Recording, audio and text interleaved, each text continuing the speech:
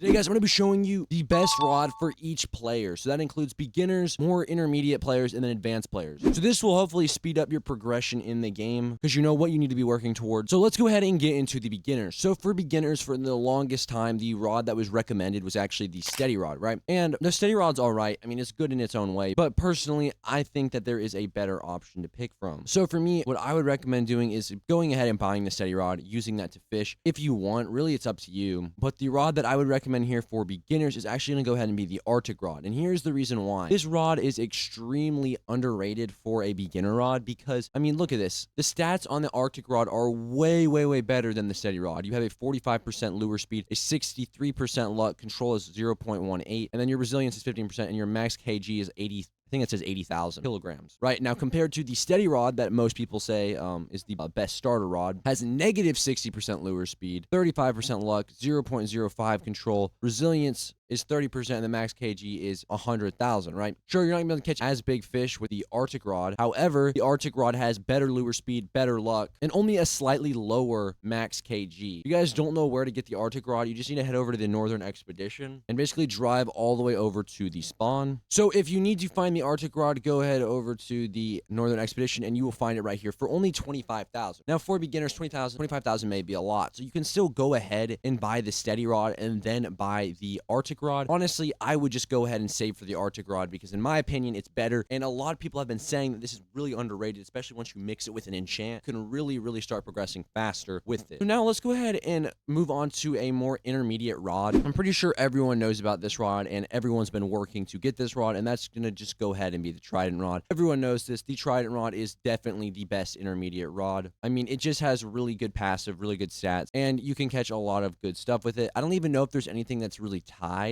here for the price-wise, because even though this is, I believe, $150,000, its passive is really good. Its lure, luck, all of that is really good. It's really balanced. It's a really balanced rod. And that is one of the reasons why it's just like, there's not really one that's unmatched for this one, specifically in the middle. Now, obviously, once we get to the pro rods, there's going to be ones that are better than this. And I was thinking, well, maybe the Heavens rod would be tied with the Trident rod, but the Heavens rod costs way more, and it's just not really a good comparison. So honestly, I would say the Trident rod is the best middle of the road rod. But if you guys have any other rods that you think are underrated or anything like that, make sure to comment them down below. That way I can include them in a different video. So now moving on to the pro rods, I would say the pro rods would include the Nolife Rod and the Depths rod. This is my personal opinion, or rod of the depths, whatever you guys want to call it. Now, honestly, I asked a lot of people to collectively basically decide what they think the best rod is, and they all said collectively that Nolife Rod is the best rod, and that is just because of the insane lure speed and the overall good luck and how big the slider is. As you guys can see, the slider is massive. Now this one is a pain to get though, because you have to be a level 500 before you can even get this rod, and for a lot of people that's gonna take a long time, and that is why it is in the pro rod category. Now if you're going for something more doable, a little bit more expensive than the Trident rod but not as much grinding, I would go for probably the Rod of the Depths because it has a really good passive ability. Still, in my opinion, I think the Nolife Rod is better in certain aspects. If you guys have never used the Nolife Rod, or not the Nolife Rod, if you guys have never used the Depths Rod, it does have a passive ability. For every fish